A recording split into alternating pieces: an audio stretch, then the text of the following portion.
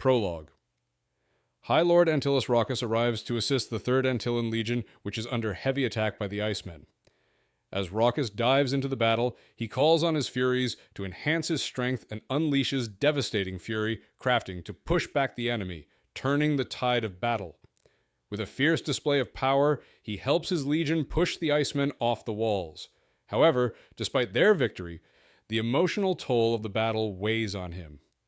Later, he visits the wounded, including a young knight named Carlos, who thanks him for his leadership. Raucus reflects on the heavy responsibility he carries. Meanwhile, Tavi, accompanied by Maximus and Ketae, confronts a pirate captain named Demos, managing to strike a deal that will allow him to use the Slive ship. The chapter ends with Tavi's preparations for a dangerous journey and the looming threat of the Vord, who have learned fury crafting. In Chapter 1, Tavi struggles with seasickness while aboard the Sliv, a swift ship captained by Demos. They sail alongside the Trueblood, the Canim leader Varg's flagship, with Tavi ordering Demos to maintain their position. Despite the crew's impatience to show their ship's speed, Tavi endures the voyage, weakened by illness. Tavi converses with Gradash, an elderly Kane warrior, and discusses their language exchange efforts with the Canim. Gradash senses a coming storm, which prompts Tavi to prepare the crew. Magnus, Tavi's intelligence officer, shows Tavi maps detailing the Canim territories and their massive population, revealing the Canim's complexity and size, far beyond Alera's expectations. Tavi reflects on the importance of understanding their enemy. The chapter ends with Captain Demos alerting Tavi to a storm approaching from the south, and Tavi preparing for the rough weather. In Chapter 2, Valier Marcus navigates a tense language lesson with a young Canim officer, trying to prevent an insult while teaching him about Aleran sensitivities. The young officer's pride causes him to lunge at Marcus, but Marcus subdues him swiftly, teaching a valuable lesson. Varg, the Canim leader, watches this interaction and later discusses the young officer's role as a huntmaster, similar to Aleran centurions. After the lesson, a storm is reported and Marcus is forced to stay aboard the ship. Varg's hunters reveal themselves to Marcus, giving him a warning about the dangers ahead, especially regarding the hostile Canim factions that do not see Alerans as allies. They suggest Marcus might face danger if he continues his journey, but Marcus remains committed.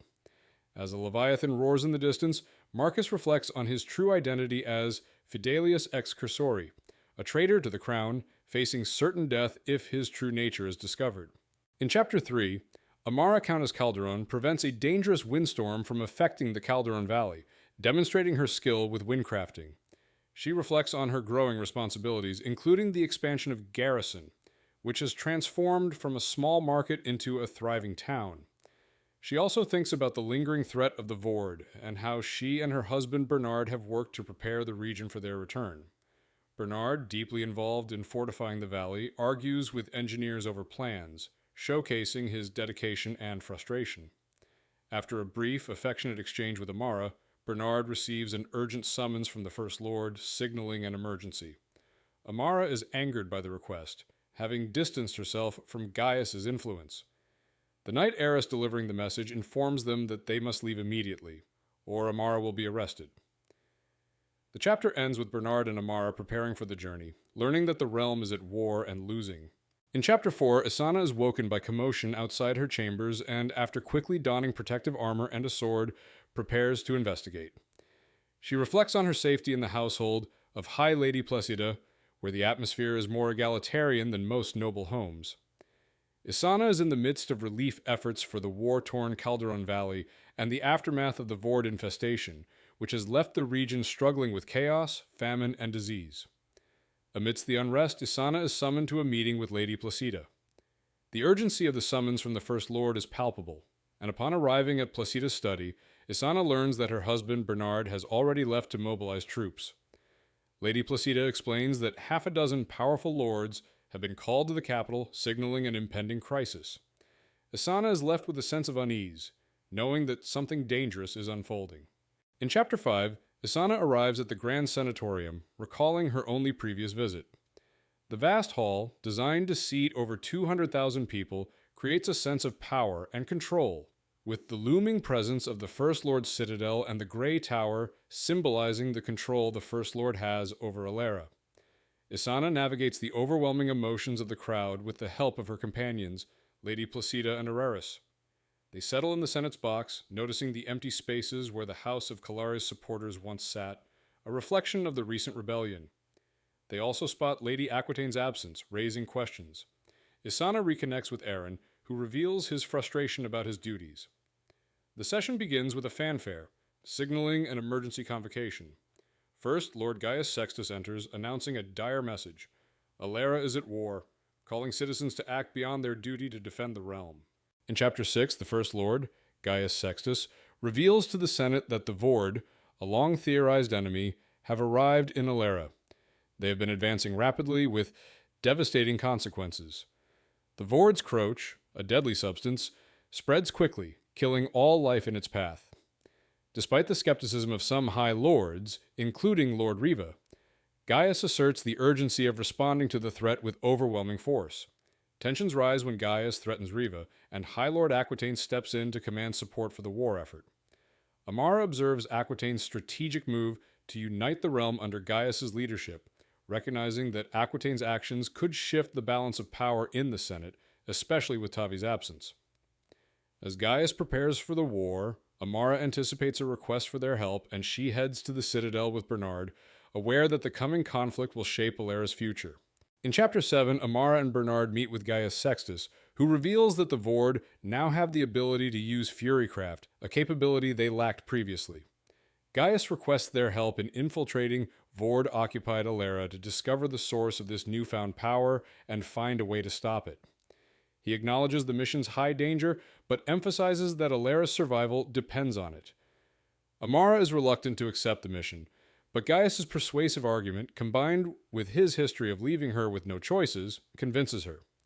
Bernard initially objects to involving Amara in such a perilous task, but Gaius insists that they are the best option. The First Lord plans to sacrifice Ceres to draw the Vord's attention and buy the mission team time. As Amara and Bernard prepare to depart, Gaius makes it clear that without stopping the Vord's furycraft, Alera is doomed. In Chapter 8, Isana and Bernard meet with Gaius Sextus, who reveals that the Vord have overwhelmed multiple legions in the field, leaving no survivors. He discusses the inability of the legions to handle the threat due to their lack of combat experience, emphasizing the need for legions from the shield wall. Gaius requests Isana's help in negotiating peace with the Icemen, which could free up essential forces to fight the Vord. He admits to being gravely ill, his lungs damaged from an old injury and worsened by his time in Calara. Gaius hints that his time is limited, hoping to hold on until Octavian's return. Isana reflects on her role in suppressing Octavian's furycraft to protect him, and Gaius reveals his regret in sending him away. As Gaius prepares for an uncertain future, he implores Isana to secure the legions, as Alera's survival depends on it. In Chapter 9, Tavi wakes up to calm seas after days of sickness and the violent storm that rocked the ship.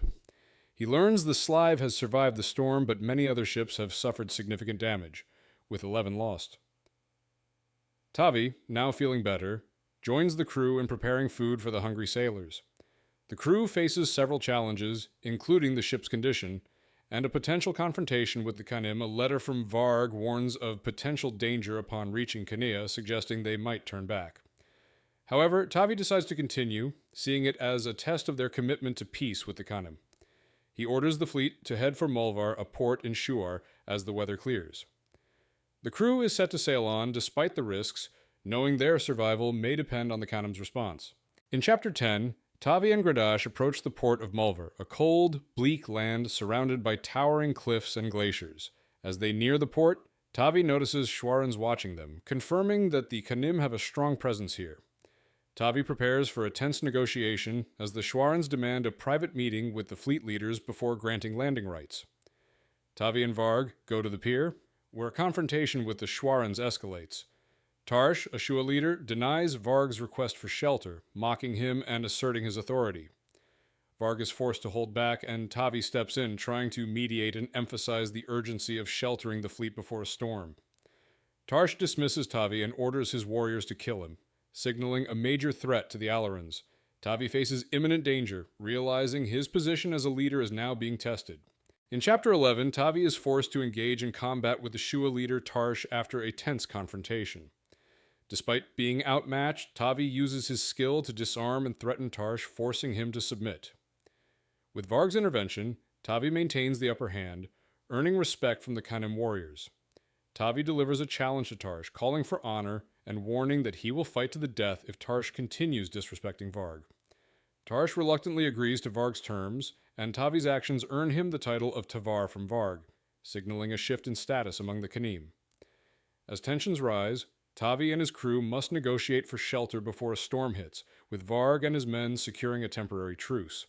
However, after surrendering their weapons as a sign of trust, Tavi is informed that he is now considered a prisoner of war, signaling a critical turning point in the conflict. In Chapter 12, Eren and Gaius are aboard an air coach when they are attacked by Vord forces.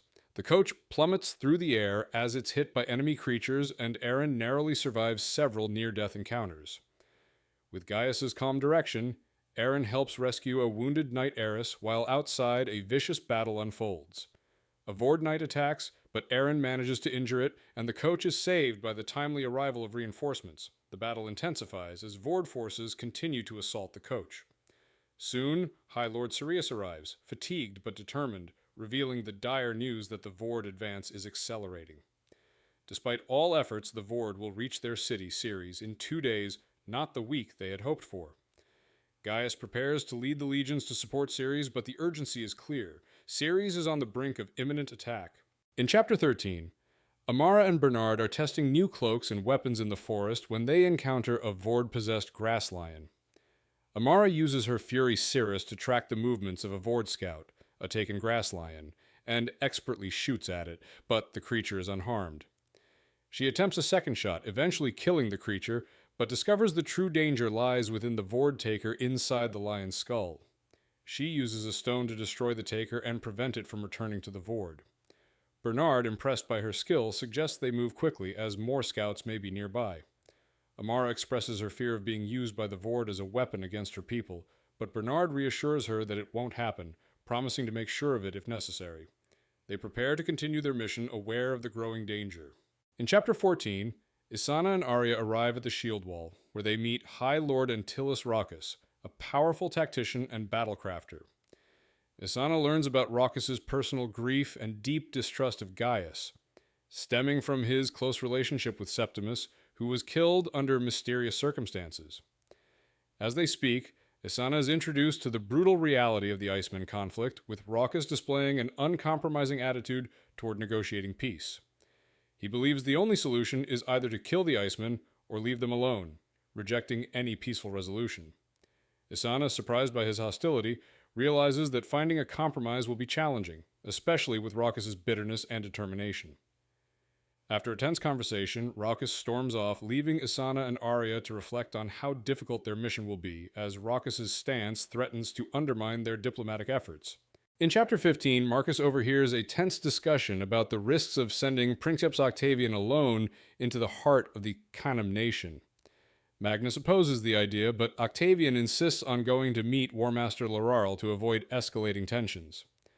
Marcus suggests that Octavian take an honor guard, which Octavian agrees could be used to avoid alarming the Canim. A team is quickly chosen, including Maximus, Crassus, Kitai, and possibly Durius, a man with crucial knowledge of the Canim. Octavian assigns Marcus to lead the legions in his absence, emphasizing Marcus's respect in both the First Aleran and Free Aleran. As Marcus contemplates the mission, he warns Octavian about the Canim's potential deception, pointing out the illogical appointment of a supposedly incompetent war master. Octavian acknowledges the concern, deciding to investigate further. He prepares for his departure, and Marcus is tasked with finalizing the plans before he leaves. In Chapter 16, Tavi and his group continue their journey toward Shuar, encountering the formidable Torg, which Tavi must master despite its vicious behavior. As they approach the Shuaran Plateau, Tavi and his companions discuss the looming threat of war. Tavi realizes that the Canim are at war, and the signs point to a much larger, more organized conflict than expected. Varg's suspicions about the Shuaran leadership grow, especially regarding War Master Laral, who seems to be managing the Canim poorly. Upon reaching a rise, Tavi sees the Shuaran fortifications, which are overwhelmed by an army of Vord. The plains below are covered in Croach, teeming with Vord swarming across the landscape. Varg's grim acknowledgement that Mulver and other regions have already fallen shows the dire situation. Despite the Canim's defenses, The Vord are relentlessly advancing, leaving only Shuar standing as a last defense. Tavi realizes the depth of the threat ahead. In Chapter 17, Tavi and his group arrive at the Shuaran fortress where they observe the city's massive scale and military presence. Tensions rise as they navigate the city, with Tavi growing increasingly concerned about their safety. Varg and Tavi exchange terse words, but eventually the group is led to War Master Laral's command center. There, Laral reveals the grim situation. The Canim have been overtaken by the Vord, with rebellions stoked by ritualists and their allies. Most Canim ranges have fallen, and Narish is no more. Laral agrees to provide sanctuary for Varg's makers and offers his warriors for aid, but he warns that there is not enough food to sustain everyone. As tensions flare, Laral accuses Tavi of bringing the Vord to their shores, blaming him for the devastation. Despite Tavi's protests, Laral orders his guards to take them, leaving the group with a choice: comply or face death.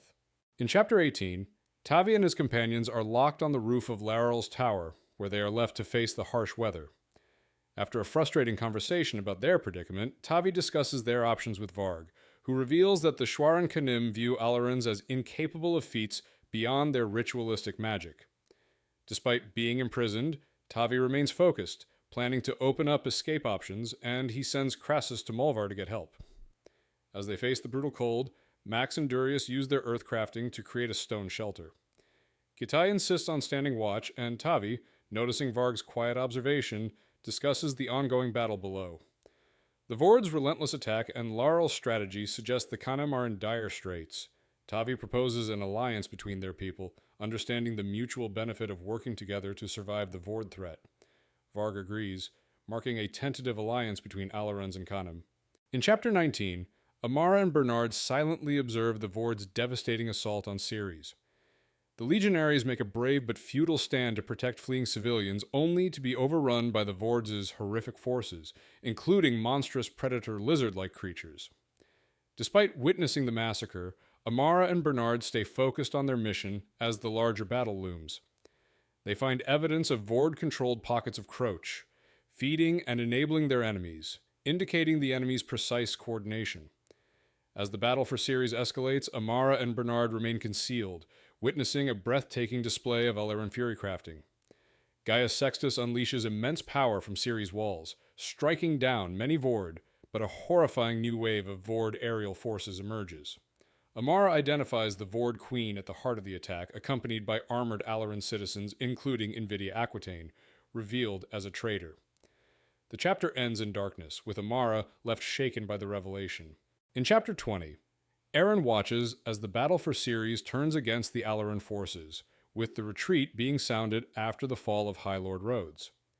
Gaius Sextus, calm and calculating, orders strategic actions to mitigate the enemy's advantage. Aaron, still shaken by the ongoing rout, offers advice on using the weather to slow the Vord's aerial forces and suggests periodically cutting the causeway during their retreat to delay the Vord.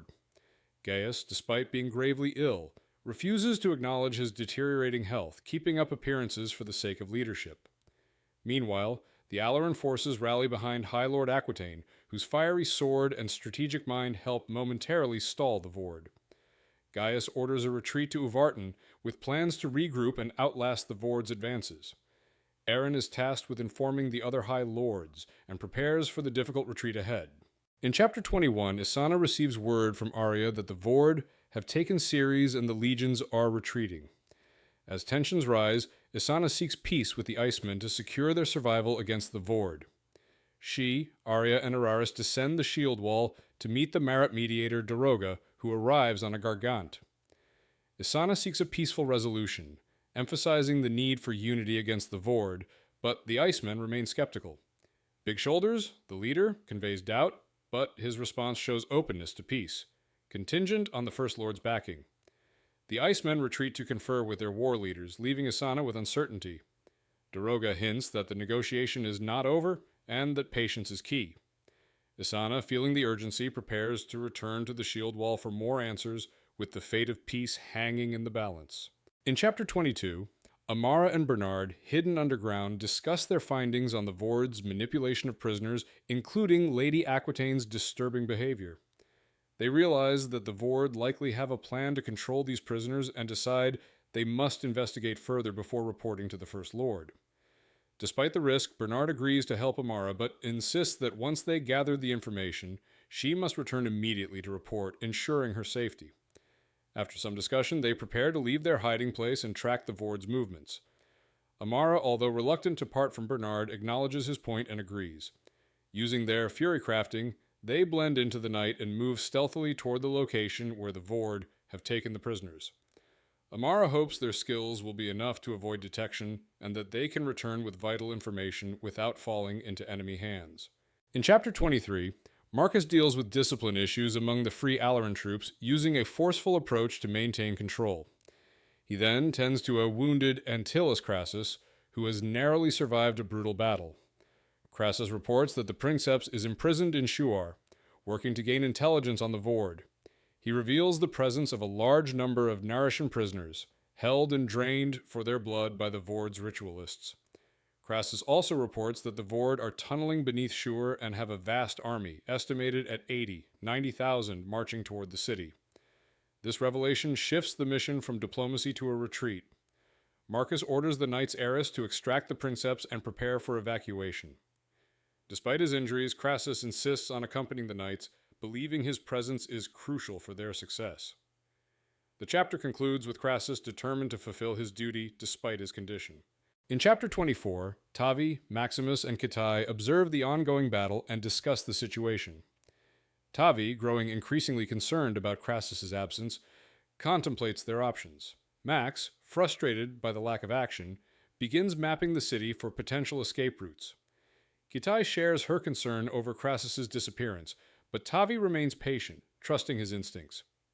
Tavi eventually spots a group of Canim warriors who have returned from a battle, suggesting the Vord may have bypassed Lararl's defenses.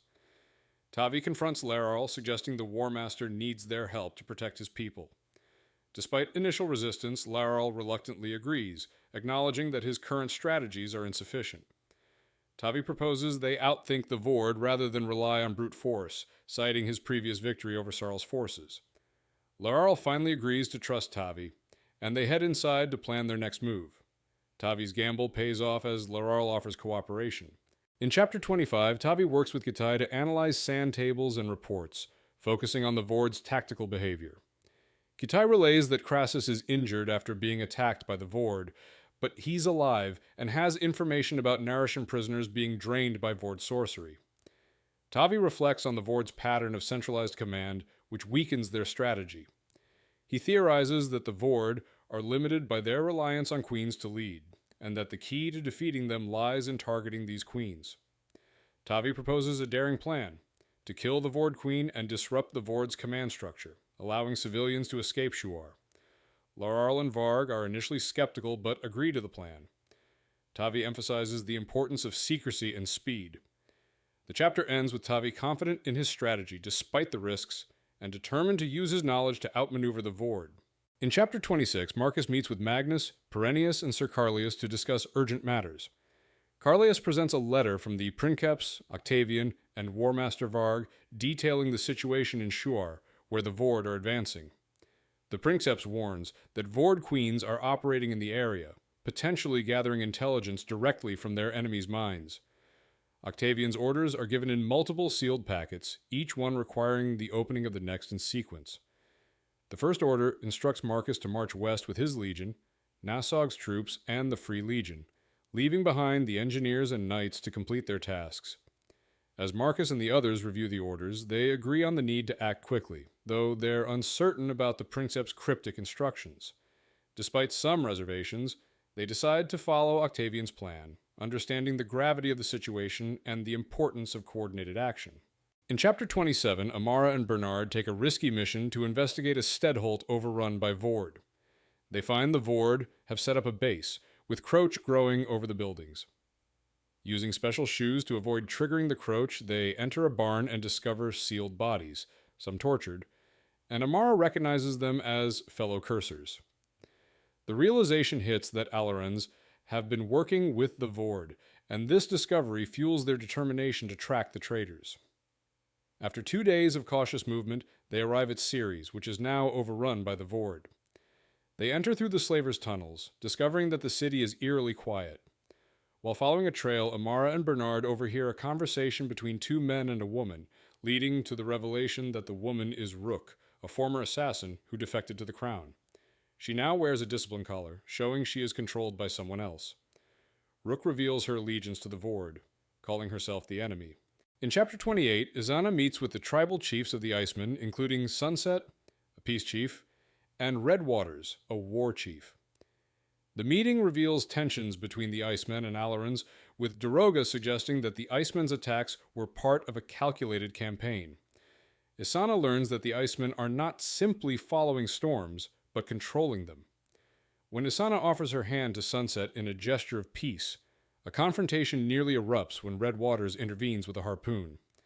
Isana's authority stops Arya from escalating the situation, and she successfully forces the High Lady to put down her fury. The tension breaks when Sunset acknowledges the need for peace, but warns that it will not be easy. As they discuss their mutual enemy, the Vord, a sudden threat from the Aleran Knights, Eris prompts Isana to defend the Icemen. Antilles Raucus confronts Isana, but she responds by slapping him and formally challenging him to a duel for his actions. In Chapter 29, Eren reflects on the disastrous retreat from Ceres, where the legions struggled to stay ahead of the Vord. Despite their efforts to protect civilians, the Vord's relentless pursuit led to the abandonment of several towns, with Eren haunted by the memory of a girl turned into a Vord servant. Meanwhile, the First Lord, Gaius, is gravely ill, but insists on continuing his work. Sirios, the healer, confirms Gaius's deteriorating health, warning Eren that without proper rest and food, Gaius will not last. Despite this, Gaius refuses to rest and demands that Eren collect the latest intelligence reports. Gaius's actions suggest a plan. By drawing the Vord forward, he is luring them into a decisive confrontation at Alera Imperia, the capital. If successful, Gaius will strike a fatal blow to the Vord. Eren realizes Gaius is gambling everything to protect the realm and rushes to get him food. In Chapter 30, Tavi and Kitai travel east, avoiding the main Vord engagement to approach their target from the side. They discuss their strange immunity to Vord detection, which Kitai believes is due to their involvement in waking the Vord after stealing the Blessing of Night. Tavi reassures her about their safety, but Kitai expresses her fear of losing him. Their journey leads them to the edge of the Croach, where Tavi realizes it has grown thicker to support the larger Vord. They test the Croach's surface with special shoes designed to prevent it from breaking under weight. Varg, the largest cane, uses chitin shoes to walk on the Croach without sinking, a crucial test for their upcoming mission. The group proceeds cautiously into the forest, heading toward the Vord Queen's lair, with Kitai leading the way as their scout. The chapter sets the stage for the group's infiltration into enemy territory. In Chapter 31, Amara and Rook navigate a grim situation involving captured Alerans and the Vord. Amara learns that Rook's loyalty to the First Lord comes from a forced deal where her daughter's safety was promised in exchange for service. Rook sent her daughter to Calderon for protection, and now she is coerced by the Vord using a discipline collar. As they observe a disturbing scene in the Vord's recruitment area, Amara witnesses Alerans being controlled by Aphrodin and collars, including Princeps, son of High Lord Calaris, who uses collars to dominate prisoners. Amara is horrified as Rook, under duress, manipulates Princeps and the situation to her advantage, all while sacrificing her own integrity. Rook reveals that the collars and drugs are part of a cruel control method, and Amara feels a deep revulsion. Rook, playing along with Princeps, secures her position, but Amara is repulsed and vows to end the Vord's reign. In Chapter 32, Isana faces the consequences of her challenging Antilles Raucus to a duel. Raucus offers her a chance to leave quietly, preventing further conflict, but Isana refuses, insisting on the need to act for the survival of the realm. She argues that the Vord must be stopped, and that Raucus's failure to see the greater threat is hindering progress. Arya Placida, understanding the gravity of the situation, offers her support to help reach Raucus, but Isana remains determined. The conversation reflects Isana's growing resolve to act decisively, despite the risks. As Isana and Araris share a quiet moment, he expresses his concern for her safety, but supports her decision, pledging his loyalty and love. He vows to protect her, even threatening Raucus if he harms Isana. The chapter emphasizes Isana's determination and the complex emotional stakes tied to her efforts to save Alera. In Chapter 33, Tavi and his group continue their journey toward the Vord Queen's stronghold. Despite the cold and difficult conditions, they proceed cautiously, with Kitai leading, Maximus vigilant, and Durius uncertain.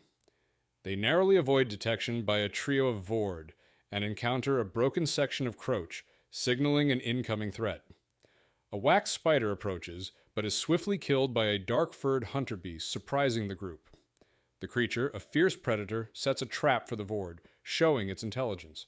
As the group advances, they observe the Vord's territory and the eerie Croach-covered hives, which house growing Vord soldiers and creatures. Tavi realizes the scale of the Vord threat, as the Queen can produce hundreds of Vord daily. As they approach the Queen's lair, a group of Vord warriors surrounds them, and the Queen orders their death, signaling a dangerous confrontation ahead. In Chapter 34, Tavi faces a dire confrontation with the Vord Queen. Surrounded by Vord warriors and with no immediate help, Tavi uses his fury-crafting skills to battle the Vord. He kills 3 warriors with incredible speed and skill. Attempting to negotiate, Tavi offers a mutual alliance to the Queen, proposing to eliminate their shared enemy. The Queen, who had been created differently from other Vord Queens, is skeptical and reveals her deep loyalty to her senior queen. She dismisses Tavi's offer, and a swarm of wax spiders closes in on him. Realizing he has been underestimated, Tavi prepares for a desperate final act. He plans to use his earthcrafting and windcrafting to break through the spiders and kill the Queen, sacrificing himself if necessary. As the situation intensifies, Tavi braces for the ultimate confrontation, hoping to create a chance for his companions to escape. In Chapter 35, Tavi and his companions engage in a fierce battle with the Vord. Tavi, now more skilled and confident, takes on the Vord with his fury crafting and swordsmanship, killing several before the Vord Queen attempts to escape. Varg's hunters, disguised in Vord chitin, arrive and assist in restraining the Queen. The Queen's strength and speed nearly overwhelm Tavi, but, with the hunter's help, he lands a decisive blow, killing her. Chaos ensues as the Vord creatures go into disarray. The group fights off more Vord and wax spiders as they retreat, with Tavi sustaining an injury that Max quickly treats. After the battle, Tavi is frustrated to learn that Kitai and the hunters had orchestrated the attack without telling him. They had kept their plans secret to prevent the Queen from anticipating their strategy. Despite his anger, Tavi reluctantly acknowledges their successful deception and continues the retreat. In Chapter 36, Amara stealthily returns to the slaver market at night, intending to kill Princeps. As she moves through the market, she observes the disturbing scene of Vord and collared Alerans. She prepares to strike Princeps, but hesitates as Rook manipulates him with subtle words, showcasing her skill at control. Just as Amara plans her strike, a swarm of Vord knights descends from the sky, signaling the arrival of the Vord Queen and Lady Aquitaine. The Queen, surprisingly human-like, reveals her emotional instability and contempt for humanity. Amara, realizing the Queen's twisted ambition, tries to kill Lady Aquitaine with a stone knife, but is intercepted by the Queen. In a fierce struggle, the Queen overpowers Amara, trapping her with unnatural strength. Amara's final attempt to escape using Cirrus fails as the Queen chokes her, and her vision fades to darkness. In Chapter 37, Amara wakes up submerged in warm water, unable to move, feeling weak and disoriented. She is pulled out by a woman and a male voice, and finds herself bound and shivering, facing Invidia and the Vord Queen. Invidia explains that she had no choice in serving the Vord after being betrayed, while the Vord Queen shows an unsettling, emotional attachment to her senior queen. The Queen discusses her power and reveals she can read Amara's mind, sensing her attempts to deceive. Amara, refusing to cooperate, confronts Invidia, who responds coldly, mocking her. As tensions rise, Amara's mind remains disciplined, hiding Bernard's location from the Queen. Invidia, frustrated, orders the Queen to break Amara's resolve. When Invidia leaves, Amara is left with Princeps, who is ordered to collar her, and she screams in protest as the Vord ascend into the sky, leaving her fate uncertain. In Chapter 38, Isana faces off against Antyllus Raucus in a duel to convince him to mobilize his legions to defend Alera. The duel takes place in the cold, snowy weather, with an enormous audience gathered. Isana uses her fury crafting to gain an advantage, creating snow and ice to counter Raucus's fire and speed. As the duel progresses, Isana recognizes that Raucus's obstinate anger stems from his personal history, particularly his unacknowledged love for a freeman and the pressure to marry for political alliances. She talks about his painful past and his strained relationship with Gaius Sextus, pleading for him to set aside his anger for the future of Alera. However, Rochus's rage overwhelms him, and he strikes Isana with a fatal blow. As she dies, she continues to plead for him to help them, but he is overcome with guilt and anguish. The chapter ends with Isana losing consciousness. In chapter 39, Tavi and his group journey through a war-torn Canim, witnessing the devastation caused by the vord. The Canim are scattered, their cities overrun, and many of their people are dead. Tavi's group encounters a small band of survivors, where Tavi speaks with Shah, a hunter, about sacrifice and duty. Tavi reflects on his purpose, realizing he must fight to protect others, even those who aren't his allies. He is determined to unite the Canim and Alerans against the vord, despite the overwhelming challenges. As they reach the Aleran defenses, Tavi learns of the fall of the Shuaran fortifications and the vord's relentless advance. Tavi discusses the situation with his companions, including Max and Kita, who stress the need to fight the vord. Tavi resolves to continue fighting and organizing their defense with a clear understanding that the only way to win is to unite and fight with everything they have. In chapter 40, Alera Imperia braces for the vord invasion. Gaius Sextus oversees the preparation of the city's defenses, with the legions and citizens positioned for battle. The city is structured to withstand a siege, and the military plans to defend it. However, Gaius's health deteriorates, and Aaron discovers that his tonic has been poisoned by Correa, the First Lord's second wife, using heliton, which causes long-term damage to the body. Gaius accepts this calmly, noting that there's no time to waste on investigations as the vord are nearing. The vord's siege begins with massive attacks, but the defenders hold their ground with fire and earth furies, temporarily slowing the vord. However, the vord adapt, and Aquitaine's forces, though initially successful, face overwhelming pressure.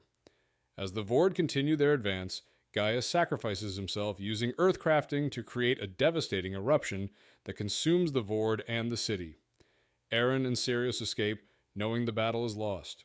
In chapter 41, Placidus Arria observes the battle unfolding as vord forces pursue fleeing refugees, with the legions holding steady in defense. The vord, though initially slowed by the muddy terrain, are gaining ground as the legions retreat. Isana, determined not to stand by, orders an attack. Antilos Raucus, leading the legions, is confident but cautious, waiting for the right moment to strike. Isana reads letters from Septimus and Attis, revealing Septimus's disillusionment with Gaius and the political motivations behind his death. Raucus acknowledges the truth of Isana's dedication and heart, admitting his trust in her. As the battle intensifies, Raucus prepares to unleash his forces, declaring that it is time for vengeance against the vord for the destruction they've caused. The chapter ends with Isana resolute in her mission, urging Raucus to exact revenge on the invaders. In chapter 42, Amara is captured and subjected to Brentes's cruel manipulation, her mind assaulted by the effects of a discipline collar. As she endures the pleasure-induced haze, Brentes's takes advantage of her, but she maintains control, planning her escape. Seizing an opportunity, Amara overpowers Brentes's, killing him with his own knife. She quickly dresses in his clothes, freeing prisoners from nearby cages. Bernard joins her, and together they release more captives and fight off the vord that threaten them. Amara and Bernard organize a retreat using wooden cages as wind coaches to escape the city. Despite the danger, they manage to break free, evading pursuit. Afterward, Amara rests in Bernard's care, feeling safe for the first time in weeks. The chapter ends with Amara sleeping, recovering from the chaos in her ordeal. In chapter 43, Tavi oversees preparations for the defense of Mulver as more refugees arrive. He speaks with Valier Marcus and Magnus about the urgent need to prepare transport and fortifications. Tavi directs the construction of wide stairs for loading supplies and people onto ships, which are arriving with Crassus's help. The ships are large ice barges powered by furycraft, capable of carrying the refugees to safety if the weather holds. As tensions rise, Tavi receives word of a group of surviving Canim warriors led by Varg's family. Varg recognizes the survivors and feels a deep connection to them, revealing their importance. However, as Tavi and his companions discuss their plans, the vord are already closing in. A surprise attack by the taken Shuarans, controlled by the vord, catches them off guard. The vord are no longer approaching. They are already attacking. In chapter 44, Tavi leads the defense of Mulver against a relentless vord assault. The Aleran forces and their Canim allies are engaged in brutal combat, struggling to hold off the Vord's waves. Tavi quickly organizes scattered Legion soldiers into cohesive units to maintain the defense, while Knights Eris and Ignis provide crucial support from the air. As the battle intensifies, Tavi coordinates with Varg and his forces, knowing they must hold for 3 more hours to allow civilians and supplies to board ships for escape. Despite heavy casualties, the defenders hold their ground. As the Vord continue their assault, firecrafters and blood ritualists unleash devastating attacks on the Vord, temporarily driving them back. When the retreat is signaled, Tavi ensures the safe withdrawal of his troops, but is dragged into the harbor by a Vord. Kitai rescues him, and Tavi is pulled aboard a ship, exhausted and wounded, with their escape finally underway. Epilogue. Amara and Bernard lead a group of rescued knights and citizens from the destroyed capital, Alera Imperia, now a burning wasteland. As they fly north, they reflect on Gaius Sextus' final act, which made the Vord pay a high price, even as they overwhelmed the city. Arriving at a camp in the Red Hill Heights, Amara and Bernard meet Marius Quintius, a Placidin lord, who takes them to the command tent of the First Lord, revealing that Aquitaine has assumed leadership. Amara shares critical information with him, while Aquitaine and Isana discuss the dire state of the realm. Aquitaine expresses his resolve to act for the realm's survival, despite the personal sacrifices. Meanwhile, Tavi, aboard a ship returning to Alera, encounters a mysterious figure who identifies herself as Alera, referencing his grandfather's name. The chapter ends with a hint of uncertain futures ahead.